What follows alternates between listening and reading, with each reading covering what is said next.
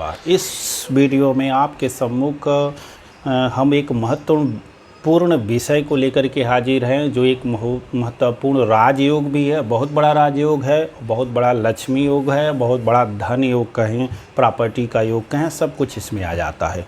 और चूँकि धन ही है तो धन है तो धर्म है, धन है तो मान प्रतिष्ठा है, धन ही है तो जीवन है। क्योंकि ये कल युग है, मशीनों का युग है, बगैर धन के कुछ नहीं होगा। आप देख रहे हैं धन के चलते हत्याएं हो रही हैं, धन के चलते क्या क्या हो रहा है। धन नहीं रहता तो हम भी शायद इस यूट्यूब पे भी नहीं आते।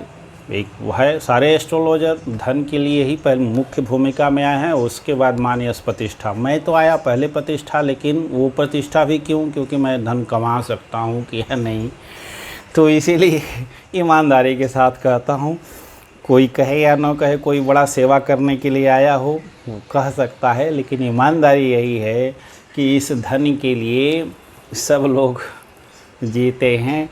और धन ही बड़ा प्यारा है। कलयुग में धन नहीं तो कोई साथ देने वाला नहीं है, इसलिए धन को कमाइए। यह एक पुरुषार्थ भी है। अपना धर्म भी कहता है 4 पुरुषार्थ, धर्म, अर्थ, काम और मोक्ष। तो धन एक पुरुषार्थ भी है, इसलिए इसे कमाने में इज्जत प्रतिष्ठा तो बढ़ ही जाती है और इसी से धर्म भी चलता है।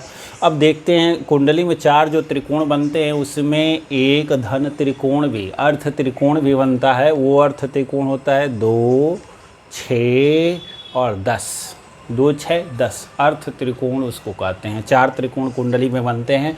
एक तो 1, 5, 9 धर्म त्रिकोण, उसके बाद आता है अर्थ त्रिकोण, उसके बाद आता है काम त्रिकोण, तब मोक्ष त्रिकोण। क्रम से कुंडली भी बटी है, धर्म, अर्थ, काम और मोक्ष।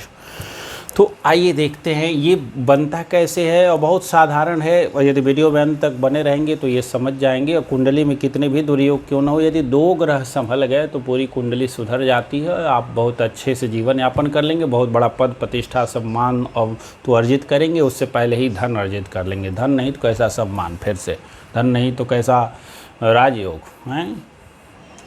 आइए देखते हैं क्या कह रहा है कि विलग्ने सह केंद्रे यदि तपति वर्गोत्तम गतः स्वतुंगे स्वर्छे वा गुरुपतिरपि स्यादरि तथा गजस्कंधे कार्तकृत स्वर विमाने अति सुषमे सुखासीनम भूपम जनयति लसच्चामरयुतम। यदि अब इसी का अनुवाद देखिए कि यदि लग्ने स्वराशि या उच्च राशि का वर्गोत्तम होकर केंद्र या त्रिकोण में हो, और नवमेश भी स्वराशि या उच्च होकर केंद्र या त्रिकोण में वर्गोत्तम होकर के स्थित हो, तो ऐसा जातक एक वैभवशाली राजा होता है, जो हाथी के कंधे पर रखे हुए सोने के सुंदर विमान में चलता है और जिसमें दोनों ओर चमर हिलते रहते हैं। तो जो हाथी को देख लीजिएगा, उसी के ऊपर सोने का सिंहासन लगा करके सजा दिया जाता था और चमर उस पे चलते रहते हैं। तो पुराने ज़माने में 800, 1000 ईस्वी पूर्व क्या लीजिए और बात तक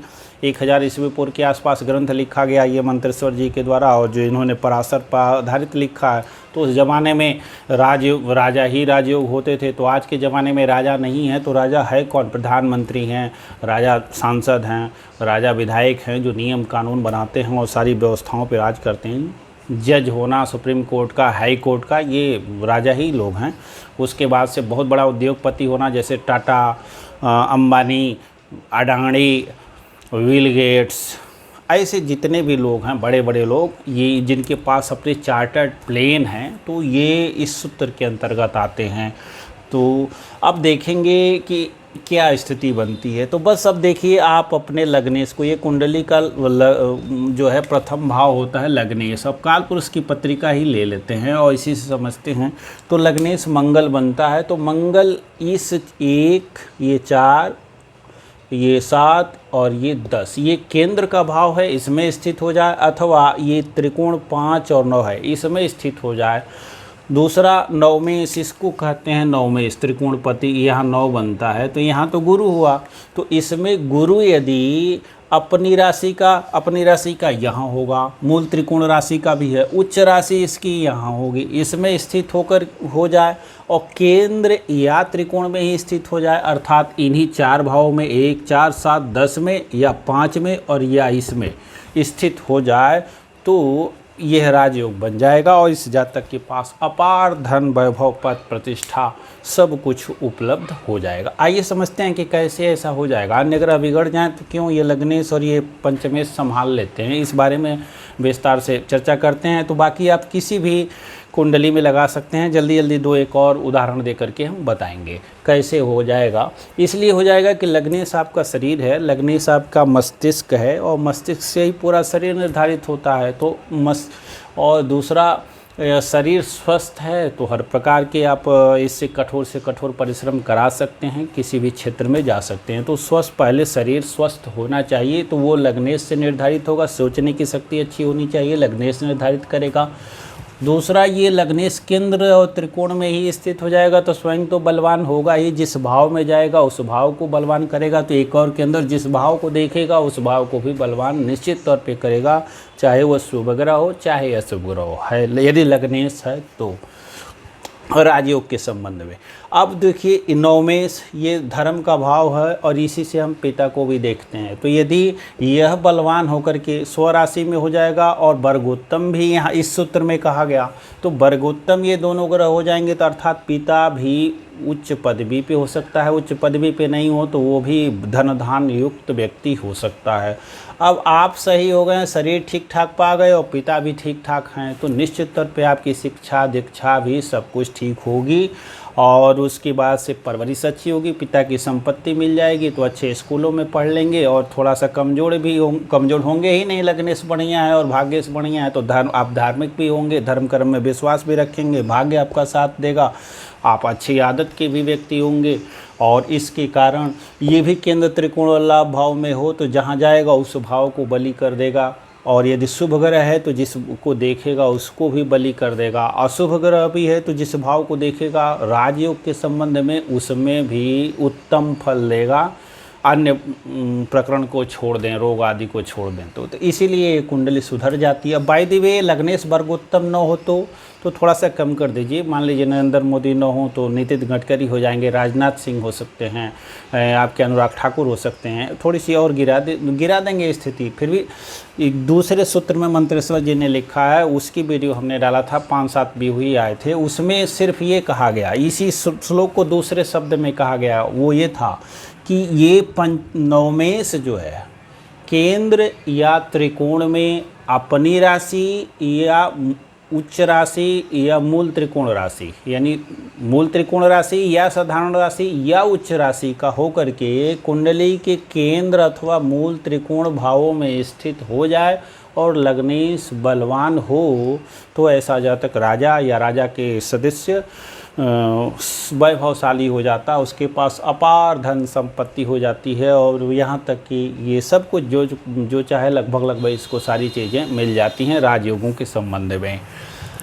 तो ये वहाँ देखेंगे। वर्गोत्तम इसमें जोड़ दिया गया तो अब क्या कहना, अपराजित योद्धा मोदी जी जैसे हो जाएगा, क्योंकि उनका नीच भंग राजयोग भी बन गया है। लग्नेश और ये भाग्येश 8 है तो यहाँ भाग्येश और यहाँ लग्नेश दोनों केंद्र भाव में ही बैठे हैं। यद्यपि नीच है चंद्रमा फिर भी कहाँ है अपने नीच स्थिति में, इसीलिए 30-40 साल संघर्ष करना पड़ा, गुमनामी में रहे, लेकिन जब उनकी दशा आई तो फला। हाँ, अब ये भी ये योग दिया है तो योग फलेगा कब? सर्वोत्तम रूप से ये योग तब फलेगा जब या तो लग्नेश की दशा चले अथवा इस नवमेश की दशा चले, तब यह योग विशेष रूप से सफल होगा। जल्दी जल्दी देखते हैं यदि कुंडल अन्य स्थिति हो तो कैसे बन जाएगा। मान लीजिए वृषभ लग्न की कुंडली हो तो लग्नेश शुक्र हो गया, तो शुक्र अपनी राशि, अब यहाँ त्रिकोण में तो होगा लेकिन अपनी राशि का नहीं होगा। देखिए यहाँ पे 2, 3, 4, 5, 6,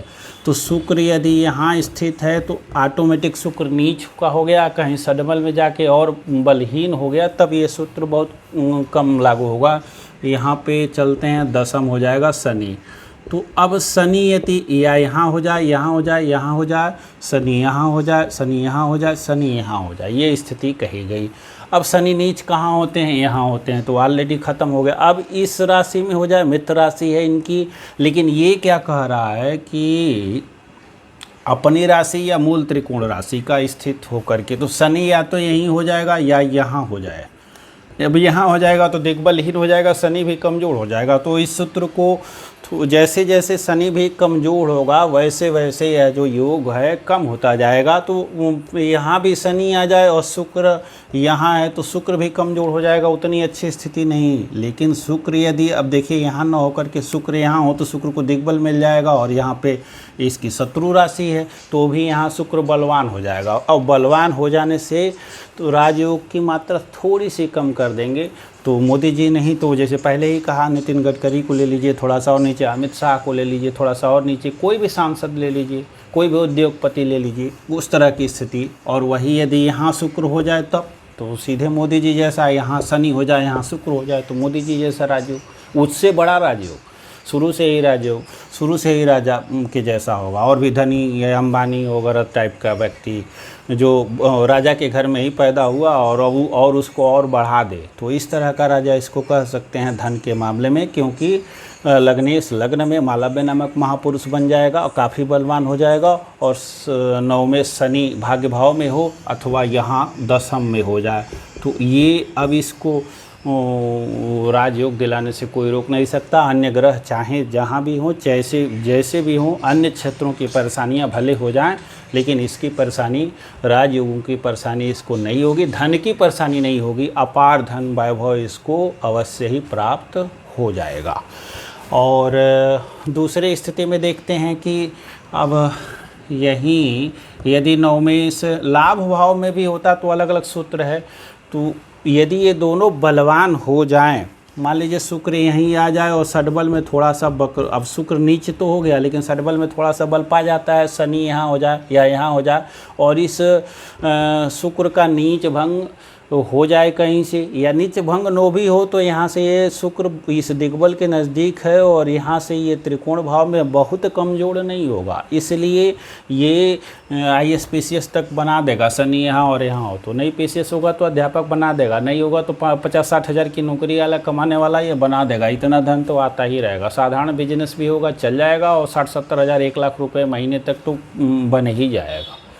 ये 2 ही ग्रह बना देंगे। तो इस तरह की स्थितियाँ रहेंगी और राजयोगों की प्राप्ति हो जाएगी 2 ही ग्रह से। अगले वीडियो में मिलते हैं और चैनल को सब्सक्राइब कर दें, वीडियो को लाइक कर दें। आप डिस्क्रिप्शन में बहुत सारी वीडियो देख सकते हैं, आई बटन भी क्लिक करेंगे तो उस पर भी प्लेलिस्ट खुल जाएगी, जो देखना चाहेंगे आप देख सकते हैं। अगली वीडियो में नमस्कार।